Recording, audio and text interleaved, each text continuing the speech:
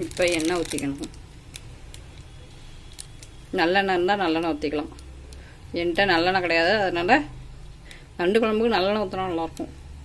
நான் சமையல் எண்ணெயை பயன்படுத்துகிறேன். பெருஞ்சீரகத்தை போட்டுக்கணும்.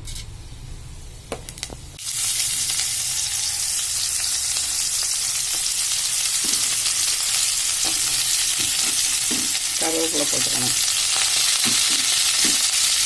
நண்டை கழுவி வாஷ் பண்ணி மஞ்சள் பொடி போட்டு அலசி வச்சு நண்டு.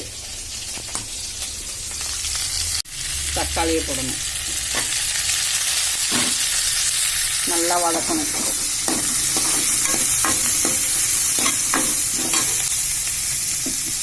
அரைச்சி விட்ட தக்காளியும் போடணும்.